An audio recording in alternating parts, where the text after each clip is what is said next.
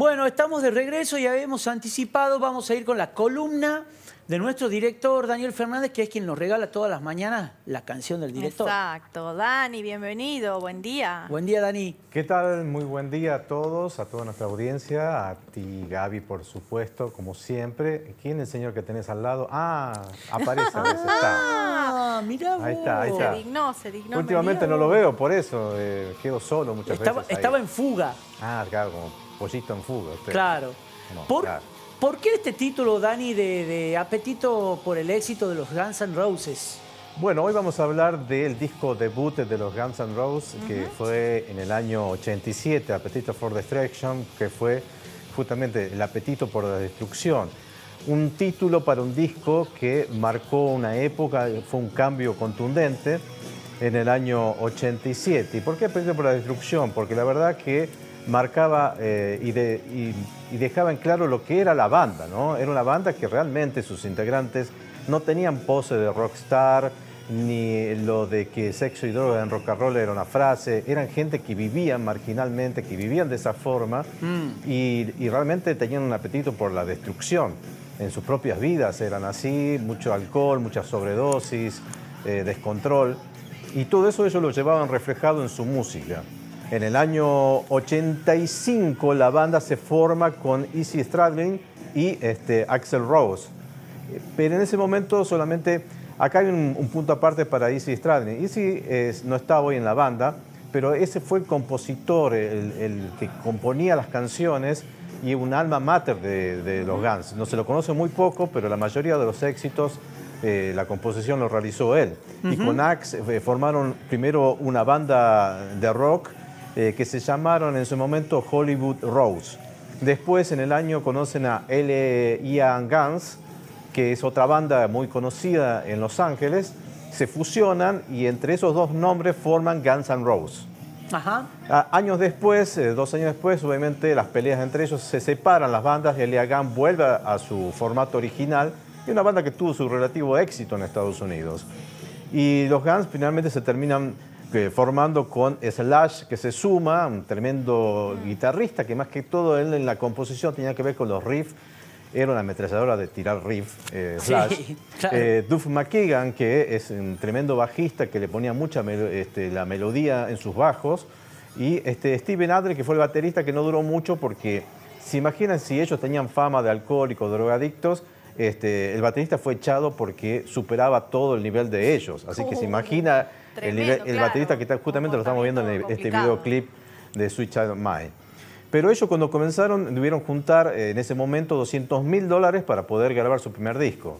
Laburaban de cualquier cosa, trabajaban de lo que sea, tocaban por todos lados y finalmente juntaron el dinero y Geffen Records, que fue la discográfica que finalmente dijo, les voy a producir el disco. Entonces comenzaron a buscar un productor y entre los productores que estuvieron presentes fue Paul Stanley, el líder de Kiss, que se acercó a escuchar el disco, lo que ellos estaban produciendo, y él le quería hacer muchos cambios. Entonces los Guns N' Roses dijeron, no, al disco no se le toca nada, y no cerraron con Paul Stanley, por más que era Kiss y quien sea, ellos no querían que su música sea tocada porque estaban convencidos que este disco era un éxito. Finalmente pudieron cerrar con Mike Clean, que fue el que le produjo, porque él, la verdad, no le tocó casi lo que tenía que ver con las letras y con la base, sino que trabajó en otros aspectos que tenían que ver cómo organizar este disco. La cantidad, porque habían escrito demasiados temas, para que ustedes se imaginen. Este disco arrancó, digamos, con Welcome to the Jungle, que fue lo que pegó fuerte, después siguió Sweet Child Mine, o sea, pegó mucho más fuerte, y tenía otro tema como Paradise City, que también pegó muchísimo en ese momento. Y quedaron afuera de este disco nada menos que canciones como November Rain y Don't to Cry. Mirá vos, o sea, super éxitos hits, que ellos claro. los llevaron a otros discos después. Y estas canciones quedaron afuera porque eran demasiadas baladas ya. Eran suavecitas. Eran suavecitas. Incluso Claro. Sweet Child Mine, Slash, que es una canción que ellos compusieron en par de minutos, porque Slash comenzó con ese riff que siempre lo tocaba, un riff que tiene disonancia. La disonancia en la música se dice cuando no sigue, digamos, dentro de la escala de las notas, y él es una escala en mi menor modificada que le cambian las notas, por eso ustedes escuchan como esa disonancia en momentos de riff, esas notas que él son disonantes. Ustedes le hacen una especie de ruido, pero queda bien. Y la banda cuando lo escuchó comenzó a tocar el bajista, a hacer la melodía, Axe comenzó a tocar el piano, después le agregó la letra sobre la historia tóxica que tenía con la esposa en su momento, violenta y tóxica, porque así era Axl Rose.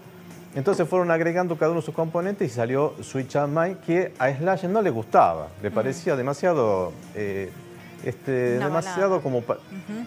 Demasiado blanda la canción, digamos. Entonces no le gustaba, pero finalmente fue incluida. Sí. Y la banda arrancó muy mal. Primero porque la portada del disco que ellos habían decidido poner era un robot que violaba a una muñeca.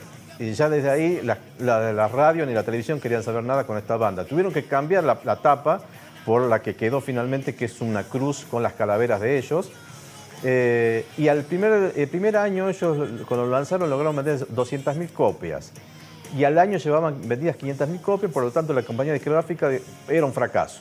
Le daban de baja porque la verdad que no era lo que ellos esperaban. Sí. Y finalmente convencieron a MTV, después de un año, de que pasaran sus videos. MTV no quería a la banda porque los consideraba una banda de forajidos para esa época. Veníamos, digamos, del heavy metal de Metallica, de Iron Maiden, que eran mucho más formales. Y, por ejemplo, el glam de Bon Jovi, Poison, que eran bandas de pantalones apretados, pelos batidos, maquillaje. Y esta gente que realmente se mostraban como vivían.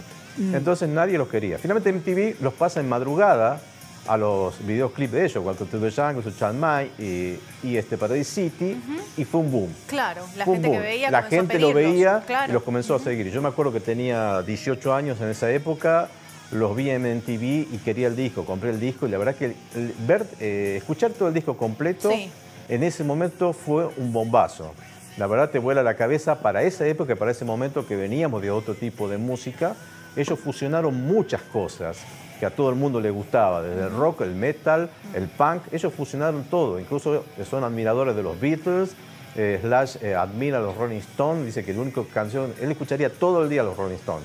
Entonces toda esa fusión generó que estos hicieran el éxito. Y finalmente, al año de haber lanzado el disco, al año recién, cuando MTV comienza a pasar, comenzaron a vender y llegaron a los 32 millones de discos vendidos. Sí, Se transformaron en el número uno en vigencia. Norteamérica en el año 88, al punto que en el año 89 los Rolling Stones, en su gira mundial, cuando ellos estaban en su tremendo apogeo, Sí. los Rolling Stones, los llevaron de banda telonera. Mira eso. Incluso nada Slash menos. cuenta que obviamente conoció a sus Claro. ídolos, pero ni siquiera les pedía fotos porque él dice que tenía demasiada vergüenza y no tiene ni siquiera foto con ellos. Claro. Porque los respetaba demasiado y no se animaba ni siquiera a pedirle una foto. Pero esta fue la historia de una banda que Mirá vos. realmente cambió una época por su música. Todos dicen, ¿quiénes son los Guns N' Roses que son tan...? Es que en ese momento ellos cambiaron y su vida era así, como tal lo muestra. Sus canciones, Sweet Child Mine habla también de una relación tóxica. No, y tienen letras duras, de letras duras. violencia, Welcome to the violentas. Jungle justamente es Sí, un Welcome to the autobiográfico. Jungle, sí. Es autobiográfico Fue de Axl Rose que fue cuenta muy su polémica. llegada a Los Ángeles, y donde ve un mundo salvaje que era Los Ángeles en esa época. Hay otras canciones, por ejemplo, Brownstone, que habla de la heroína, justamente algo que esta banda estaba muy afectada por la droga. O otras canciones que tenían que ver con el vino barato que tomaban. Night Train era un vino barato que se vendía en Los Ángeles y ellos componían esas cosas.